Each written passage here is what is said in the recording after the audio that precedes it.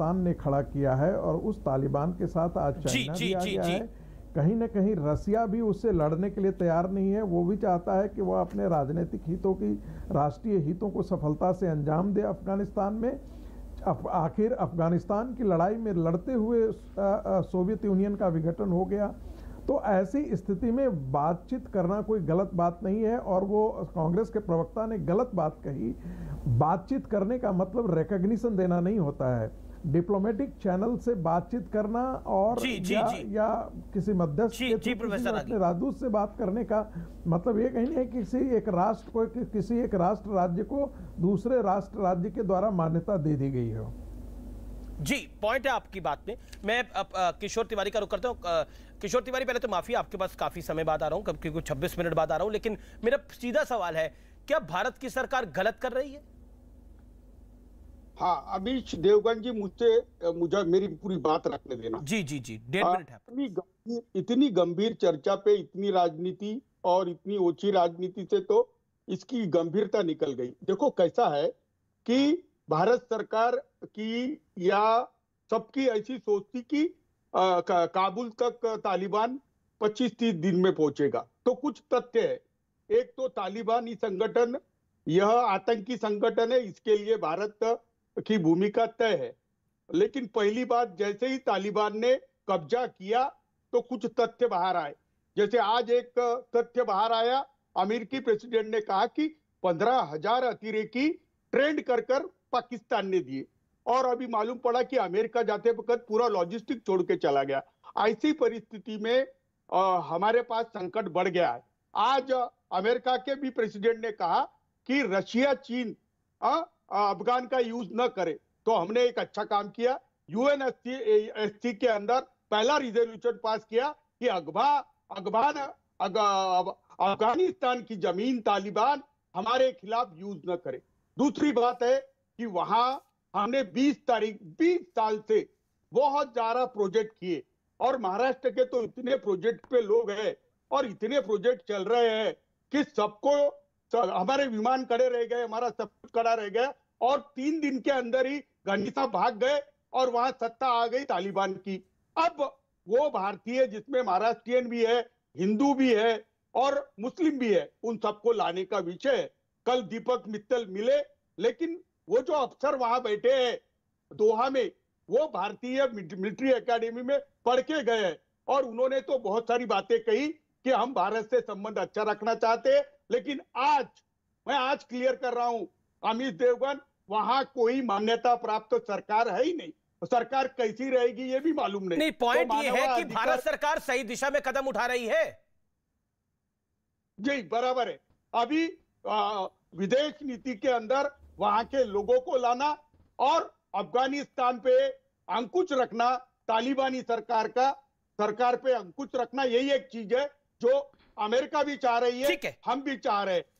और शिवसेना भारतीयों को लाने के पक्ष में है। एक मैच्योर जवाब आपने दिया, एक स्पष्टता से मैच्योर जवाब दिया कि शिवसेना जो है वो भारतीयों को लाने के पक्ष में है और सरकार जो है वो कोई बैकरूम डील नहीं कर रही है। मैं सीधा रुख करता हूं, मेरे साथ बाकी मेहमान भी है, मैं सीधा रुख करता हूं मुकेश शर्मा का। मुकेश शर्मा, इस विषय पे भी आप अलग थलग पढ़ रहे हैं, क्या आपको लगता नहीं है कि भारत की सरकार के साथ सिर्फ बोलने के लिए दृष्टि से नहीं, खड़े होने का भी समय है?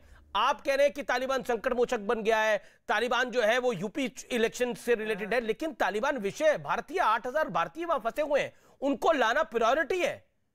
क्यों नहीं तालिबान पे चर्चा होनी चाहिए? मैं बोलूं जी। और जो बात प्रोफेसर रागी ने बोली कि बेसिकली आप अपीजमेंट की राजनीति कर रहे हैं यूपी के अंदर, आप मुझे बोलने दो ना। जी। मैंने आपको ये कब कहा है कि भारतीयों को लाना प्राथमिकता नहीं है? नंबर 1, अपनी डिबेट को दोबारा डिवाइन करके सुनिए।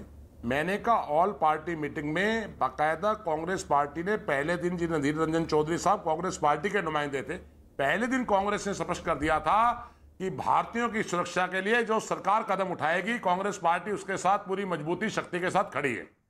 नंबर 1। नंबर 2, प्रोफेसर रागी ने जो बात कही है अभी कि राहुल गांधी, मुझे एक तो खुशी है कि प्रोफेसर रागी जी को, आरएसएस को और बीजेपी को आजकल रात को दिन में सपने में राहुल गांधी नजर आने लग गए हैं। इनको ये समझ में आ गया है कि राहुल गांधी जी आज मोदी जी के झूठ का पर्दाफाश करने में लग गए हैं। राहुल गांधी जी महंगाई से लेकर, बेरोजगारी से लेकर, किसानों से लेकर हर मुद्दे को उठा रहे हैं। आज आप डरे हुए हैं राहुल गांधी जी से, ये बात तो बड़ी स्पष्ट हो गई है। जी प्रोफेसर रागी, जवाब प्रोफेसर रागी इस पर कुछ बोलना चाहते हैं, 40 सेकंड उनको सुन लेते हैं। डरे हुई है बीजेपी और आरएसएस, उस पर जवाब देंगे। संबित पात्रा भी इस पर बोलना चाहते हैं, लेकिन आप 40 सेकंड प्रोफेसर रागी बोलिए। के अलावा इनके पास देखिए एक तरफ आप कहते हैं कि सरकार जो है वो सरकार जो भी नीति अपनाएगी उसके साथ हम खड़े हैं। दूसरी तरफ सरकार यदि नीति अपना रही है तो उसको आप बाहर पब्लिक में आकर के उसका क्रिटिसाइज कर रहे हैं। दुनिया का कोई भी व्यक्ति, कोई भी जो अंतर्राष्ट्रीय राजनीति को जानता है, समझता है, पढ़ता है, वो आज भारत सरकार की सराहना कर रहा होगा। कल हमने देखा था कि पूर्व विदेश मंत्री यशवंत सिन्हा जी, वो तो भारतीय जनता पार्टी के और नरेंद्र मोदी की सरकार के बहुत कटु आलोचक हैं, लेकिन कल मैं उनको सुन रहा था एक चैनल के माध्यम के सहारे ही। उन्होंने भारतीय जनता पार्टी की सरकार और प्रधानमंत्री नरेंद्र मोदी की भूरी भूरी प्रशंसा की है इस विदेश नीति की।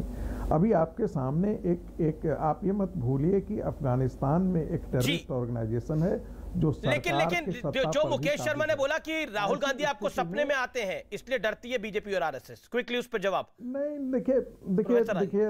देखिए ये तो होता क्या है ना कि आप जिस परंपरा में आप जी रहे होंगे, ये राहुल गांधी से डरने की जरूरत कांग्रेस को है, क्योंकि राहुल गांधी जितना देर तक राजनीति में रहेंगे कांग्रेस के अंदर, कांग्रेस का राहुल चल रहा है आपके दिमाग में, दूसरा है ही नहीं। आपको रात को दिन को राहुल गांधी नजर आ रहे हैं। नहीं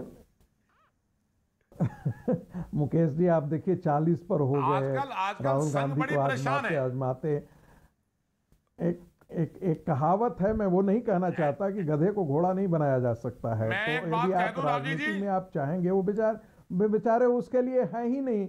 आप उनको जबरदस्ती गाइड के नायक की तरह जो है वो आप उनको महात्मा बनाने की कोशिश में लगे हुए हैं, राजनेता बनाने की कोशिश में लगे हुए हैं। मत करिए, वो फेल करेंगे। उनका मैं भी आपको याद दिलवा दूं भाई, जो 2 सीटें थी बीजेपी की सिर्फ लोकसभा में, 2 नहीं कर रहा तो मैं इस अहंकार में मत रहिए। ठीक है, संबित जवाब देंगे। आपका वही हाल होने वाला है, 2 वाला ध्यान रखना आप।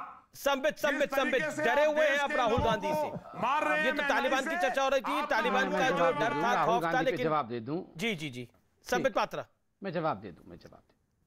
देखिए, तो अच्छी बात है, मुकेश जी ने बहुत अच्छी बात कही। उन्होंने कहा हमारे सपने में राहुल गांधी चल रहे हैं। कहीं तो चल रहे हैं राहुल गांधी, चलिए सपने में ही सही, बाहर तो मार्केट में तो चल नहीं रहे हैं, सपने में तो कम से कम चल रहे हैं, तो मुबारक हो।